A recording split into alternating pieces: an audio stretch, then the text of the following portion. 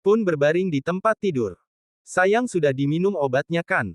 Ujar Farid sambil menyatukan kedua jari telunjuknya. Sienna memicingkan kedua matanya. Terlalu lama berpuasa membuatnya lupa untuk memberikan hak suaminya. Akhirnya Sienna mengerti maksud sang suami. Namun ia pun pura-pura tidak tahu. Ia harus menjaga image meski sebenarnya ia juga sudah merindukannya. Sampai akhirnya Farid terpaksa langsung menindih istrinya itu. Hubi. Tanpa menjawabnya, Farid membuka baju piyamanya sehingga nampak roti sobek yang menggiurkan di mata Sienna. Sienna pun hanya bisa mengulum senyum saat suaminya mulai melancarkan aksinya.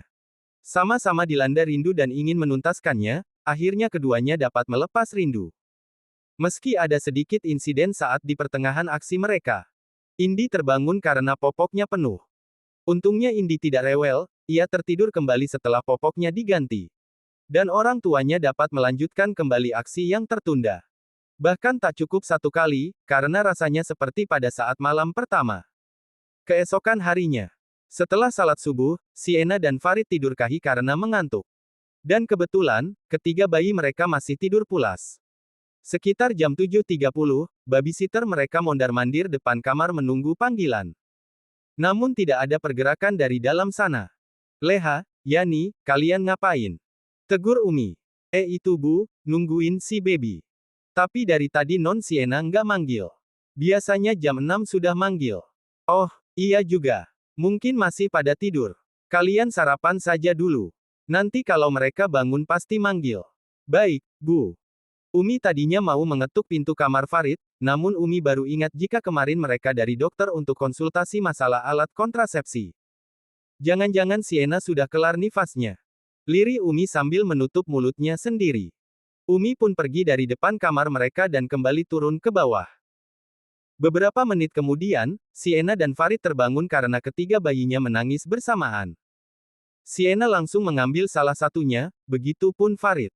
Sienna langsung memberi ASI untuk Intan. Sedangkan Farid membuatkan susu untuk Indah. Tinggal baby Indi yang belum digendong dan masih menangis di boxnya. Mereka benar-benar kewalahan saat ini. Akhirnya Farid pun keluar kamar untuk mencari seseorang. Beruntung ia melihat Faisa. Sini tolong gendong Indi. Iya bang. Faisa berlari kecil. Ponakan onti kenapa nangis hem? Itu susunya, sudah dibuatin, tolong kamu kasih Za. Iya, mbak. Umi kembali naik ke atas untuk melihat keadaan cucunya. Dan benar saja pintu kamar Farid terbuka. Umi boleh masuk. Masuk saja, Umi. Sienna lupa jika dirinya saat ini tidak memakai jilbab. Ia baru sadar jika di lehernya terdapat beberapa bekas tanda merah buah karya suaminya. Farid menelan salivanya sendiri saat melihat tanda itu. Ia berdoa di dalam hati agar adik dan uminya tidak melihat tanda itu. Namun kali ini doa Farid tidak terkabul. Mata Faisa yang begitu jeli dapat melihatnya saat Faisa mengambil alih Indah dari gendongan Sienna. Sedangkan Indi digendong Umi. Mbak, kamu alergi lagi. Celetuknya. Alergi. Iya, itu lehernya merah-merah. Oh serem banyak sekali. Awas menular sama si kecil. Ujar Faisa dengan mimik mengerikan. Sontak Sienna langsung meraba lehernya. Ia baru ingat kejadian semalam. Duh, ini gara-gara suamiku. Bisa-bisanya dia kasih tanda. Pasti banyak banget ini. Mendengar pertanyaan Faisa, Umi sangat mengerti. Umi hanya bisa melirik Farid. Umi tidak berani melirik Sienna karena takut Sienna merasa malu kepadanya. Umi juga mengalihkan pertanyaan Faisa dengan hal lain. Coba sana kamu panggil Mbak Yani dan Mbak Leha. Iya, Umi. Setelah kepergian Faisa, Sienna langsung pergi ke walk-in closet untuk mengambil jilbabnya. Lele, Mbok Yo sing kalem titik. Itu mesano bojomu sampai abang kabeh. Nak-nak, yang kalem dikit gitu, kasihan istrimu merah semua. Liri Umi kepada Farid saat Sienna tidak ada. Farid hanya bisa menggaruk tengkuknya yang tidak gatal sambil nyengir. Tinggal di Jawa Timur selama kurang lebih 33 tahun membuat Umi sudah fasih berbahasa Jawa. Sebenarnya Umi tidak ingin menegur putranya, karena itu masalah pribadi. Namun mengingat istrinya yang baru saja bersih nifas, Umi juga khawatir takut menantunya tersiksa. Padahal Sienna yang antusias minta nambah semalam. Namun Farid harus siap-siap menerima amukan istrinya nanti karena sudah membuatnya malu di depan Umi dan Faisa. Beruntung Faisa sudah lupa dengan masalah alergi. Setelah kedua babysitter datang, mereka membantu Sienna memandikan Triple Baby. Hari ini waktunya Triple Baby imunisasi yang kedua kali. Setelah selesai mandi, mereka diberi susu. Setelah itu, mereka dibawa ke rumah sakit untuk imunisasi. Mereka sudah membuat janji dengan dokter anak. Dokter anak tersebut tidak lain adalah adik dari Dokter Fanny yang bertugas di rumah sakit keluarga Opa Tristan. Tidak lama kemudian, mereka sampai di rumah sakit. Mereka turun dari mobil. Mbak Leha menggendong Indah, Mbak Yani menggendong Intan, sedangkan Sienna menggendong Indi. Umi juga ikut bersama mereka. Namun kali ini Sienna tidak membiarkan mertuanya menggendong anaknya, dikarenakan Sienna kasihan karena tadi di mobil Umi sudah menggendongnya. Mereka pun naik lift menuju ruang dokter anak. Sampai di sana kebetulan sedang ada satu pasien. Jadi mereka harus bersabar untuk menunggu sebentar. Beberapa menit kemudian, pasien pun keluar. Dan mereka masuk ke dalam. Apa kabar Mbak Sienna, Mas Farid? Sapa Dokter Hengki. Dokter Hengki juga menyapa Umi. Alhamdulillah, baik, Dok. Wah ini anak-anak udah pada gemoy ya sekarang. Alhamdulillah, Dok. Baik, sekarang saya akan memberikan imunisasi untuk mereka. Dimulai dari siapa dulu ini? Mungkin Indah dulu, Dok. Baiklah. Dokter pun dengan berhati-hati mulai melakukan tindakan. Dimulai dari Indah, lalu Indi, dan yang terakhir Intan. Ketiganya sempat menangis sebentar. Semoga nanti tidak rewel ya. Amin. Tapi waktu itu efeknya bagaimana, Mbak? Alhamdulillah, tidak rewel Dok. Tidak demam juga. Alhamdulillah, semoga sama dengan waktu itu. Setelah selesai imunisasi, mereka pun meninggalkan rumah sakit dan langsung pulang ke rumah. Sampai malam hari, tidak ada tanda-tanda demam pada tubuh Triple Baby. Justru mereka terlihat lebih anteng. Untuk porsi minum susu pun sepertinya biasanya. Mereka juga tidak rewel. Tiba-tiba Faisa mendekati Sienna dan memberikan sesuatu. Mbak, nih salep. Ujar Faisa. Salep apa Za? Salep untuk menghilangkan energi. Ini ampuh loh Mbak. Aku udah lihat reviewnya banyak banget yang cocok. Jangan dibiarin Mbak, nanti merambat. Jadi jelek kulitnya. Oh, iya.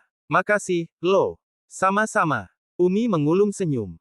Sampai di kamarnya, Sienna membaringkan bayinya di box bayi. Begitupun dengan kedua babysitter yang menggendong bayi masing-masing. Makasih ya Mbak Leha, Mbak Yani.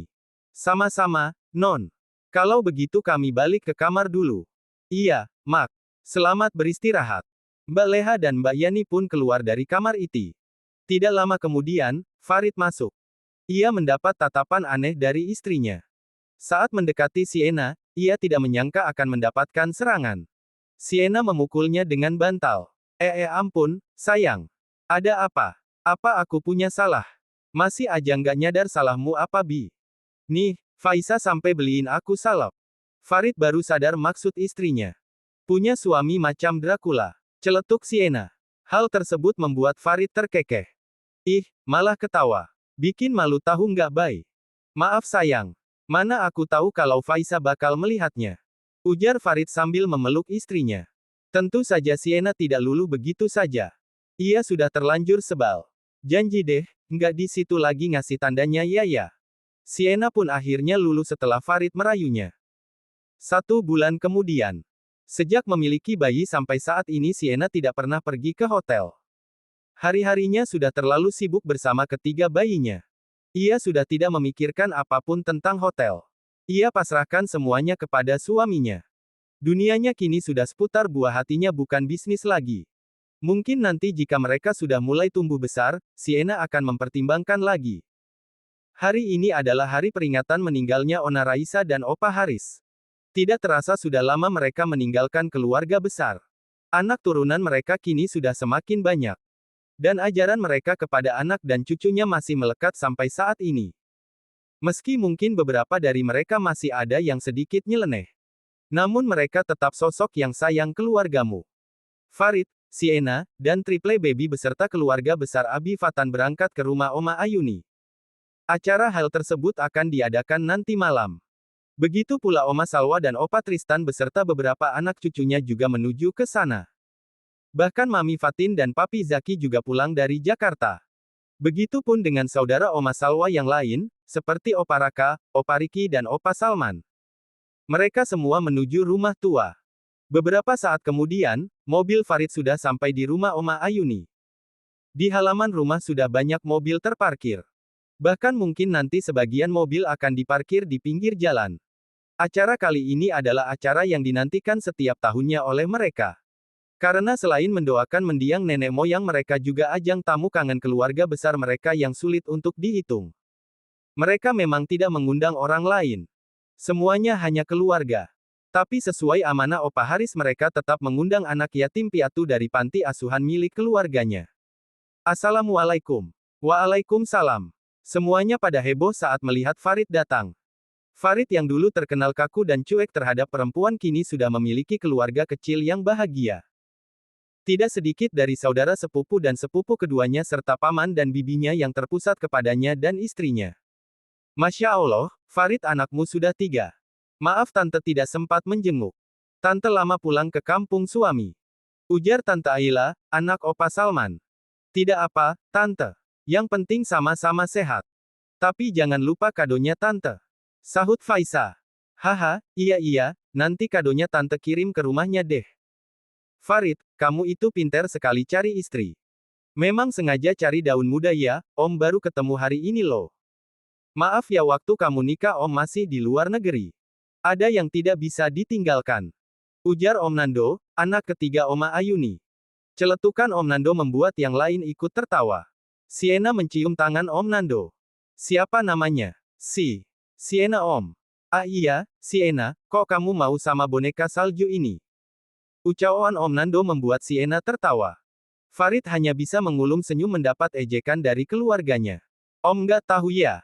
Boneka salju ini sekarang sudah jadi boneka Labubu. Jawab Siena. Wahahaha, Masya Allah. Benar-benar cocok kalian ini. Yang satu pendiam, yang satu rame. Kamu ini persis dengan oma buyutmu, Oma Rindi.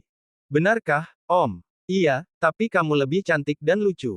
Makanya Om heran kenapa kamu mau sama nih anak. Abis dipaksa sih, Om. Ujar Siena sambil melirik Farid.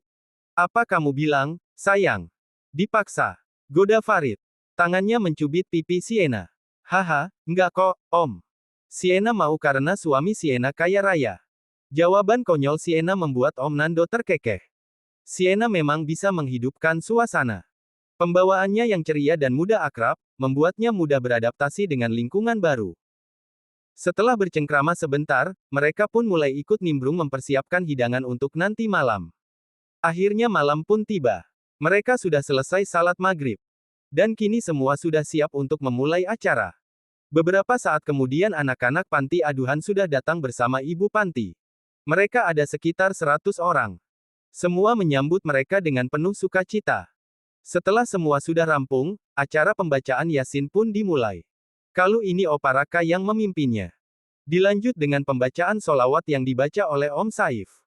Acara berjalan dengan hikmat dan lancar meski beberapa kali Triple Baby rewel karena haus. Untung Siena membawa Mbak Leha dan Mbak Yani bersamanya. Jadi ia tidak terlalu repot. Acara selanjutnya pembacaan doa yang dipimpin oleh Abi Fatan. Sebelumnya Abi Fatan menyerahkan mic kepada Om Fadil. Namun seperti biasa Om Fadil menolak dengan bahasa lucunya. Jangan bang. Kalau aku yang pimpin doa nanti mic-nya jebol.